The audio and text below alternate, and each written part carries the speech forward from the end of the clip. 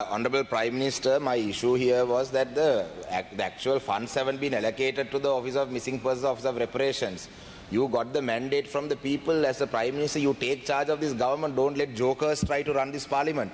Insurance அந்த தீங்கு விளைவிக்கும் பாக்டீரியாக்களை ஒழிக்கும் என மருத்துவ மற்றும் விஞ்ஞான ரீதியாக உறுதிப்படுத்தப்பட்டுள்ளது.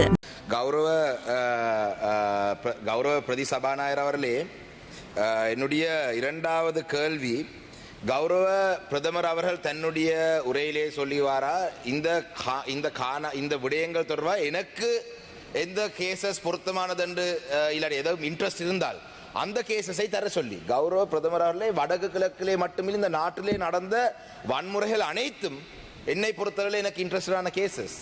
ஆனால் நீங்கள் அரசாங்கம் விசாரிக்க கூடியதை நீங்கள் தான் தெரிவு செய்ய வேண்டும். நான் எவ்வாறு இதை தெரிவு செய்யுங்கள் அதை தெரிவு செய்யுங்கள் என்று சொல்வது இது வேடிக்கையான ஒரு விடயம். அதிலே கௌரவ பிரதமர் அவர்களே, நீங்கள் இந்த அரசியல் கைதிகளுடைய விடுதலை பற்றி என்னிடம் கேட்கிறீர்கள் பட்டியலை தர சொல்லி. கௌரவ பிரதமர் அவர்களே, நீங்கள் தான் இந்த நாட்டிலே பிரதமர், நீதி அமைச்சர் உங்களுக்கு கீழே இருக்கிறவர், அவரிடம் கேளுங்கள் நாட்டிலே அரசியல் கைதிகளுடைய பட்டியலை தாருங்கள் என்று. சில நபர்கள் இருக்கிறார்கள் ஜனாதிபதி பொது மன்னிப்பின் கீழே விடுதலை செய்யக்கூடிய அரசியல் கைதிகள் இருக்கிறார்கள். இவருடைய பட்டியலை உங்களுடைய அமைச்சரிடம் நீங்கள் தான் வாங்கி எடுக்கணும். இல்லாவிட்டால் தாங்கள் பிரதமர் பதவியை நான் உங்களுக்கு எடுத்து தருகிறேன். அப்ப இந்த பொலிட்டிக்கல் பிரிசனர்ஸ் உடைய விடயத்தை நீங்கள் தான் கரிசனை காட்ட வேண்டும். வடக்கு கிழக்கு மக்கள் உங்களுக்கு ஒரு ஆணையை தந்திருக்கிறார்கள், கிழக்கிலே மட்டக்களப்பை தவித்து. அந்த வகையிலே இந்த அரசியல் கைதியுடைய விடுதலை நீங்கள் தான் சொல்ல வேண்டும். காணி அபகரிப்பு விடயத்தை நீங்கள் சொன்னீங்களா கடந்த அரசுகள் செய்தது. கௌரவ பிரதமர் அவர்களே, கடந்த அரசுகள் இந்த காணி அபகரிப்பு விடயங்களிலே முழுதாக ஈடுபட்டபடியினால் தான் அந்த மக்கள் அந்த அரசாங்கத்துக்கு பாரிய ஒரு பாடத்தை போட்டிருக்கிறார்கள். ஆனால் உங்களுடைய அரசாங்கத்தின் கீழே எங்களுடைய கௌரவ கோதாசன் ஐயா இந்த திருவண்ணாமலை பாராளுமன்ற உறுப்பினர் இருக்கின்றார். குச்சவெளி பிரதேசத்திலே அதே வேகத்திலே காணி அரசு தரப்பினால் காணி அபகரிப்பு நடந்து கொண்டிருக்கு. மட்டக்களப்பிலே மேய்ச்சல் தரை பிரச்சனை நடந்து கொண்டிருக்கு, மகாவலியின் ஊடாக வவுனியாலே நடந்து கொண்டிருக்கு. காணி அபகரிப்பு உங்களுடைய அரசின் கீழே நடந்து, அதுதானே இந்த இடத்துல இருக்கும் பிரச்சனை. அதே போலதான் I am winding up deputy speaker, இந்த நீங்கள் சொன்னீங்கள் இந்த புதிய அரசியல் அமைப்பை கொண்டு வருவது காலம் எடுக்கும், தேர்தல் நடக்க வேண்டும் என்று. உங்களுடைய இடது கை பக்கம் இருக்கும் அமைச்சர் சொல்றார் மாகாண சபை தேர்தல் இந்த வருடத்திலே நடத்த மாட்டோம் என்று. ஜனாதிபதி சொல்றார் மாகாண சபை இந்த வருடம் நடக்கும் என்று சொல்லி. நீங்கள் சொல்றீங்க இந்த வருடம் இன்னொரு தேர்தல் இருக்கு, அதுக்கு பிறகுதான் அரசியல் அமைப்பை கொண்டு வருகின்ற. கௌரவ ஜனாதிபதி அவர்களே, I am winding up. கௌரவ ஜனாதிபதி அவர்களே, கௌரவ பிரதமர் அவர்களே, ஒரு புதிய அரசியல் அமைப்பை கொண்டு வர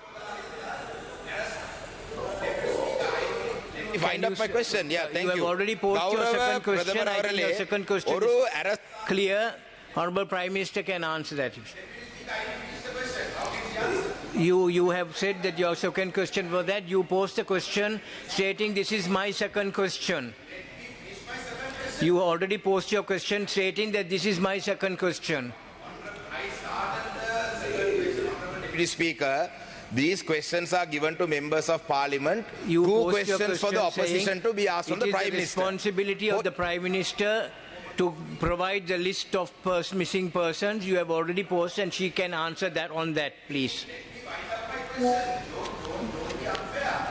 I am not being unfair, by the way, Honourable Member.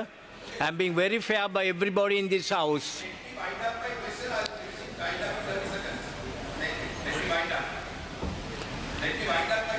Yes, okay. Thank you. For that. Honorable Deputy Speaker, opposition members only get this opportunity to ask the Prime Minister a question once every Wednesday. There are 60 odd opposition members. If I get this opportunity today, I may not get it for the entirety of this parliament term. So let me wind up. Give me a minute. கௌரவ பிரதமர் அவர்களே, என்னுடைய கேள்வி, இந்த அமைச்சர் மேல் ஒரு கதையை சொல்றாங்க. இந்த பாராளுமன்றத்திலே பேசுற சந்தர்ப்பத்தை கூட இலவசமாக ஓசியிலே வந்த அமைச்சர் மேல் எல்லாம் எதுக்க பார்க்கிறார். நாங்க வாக்காள வந்த வாக்காள அமைச்சரே.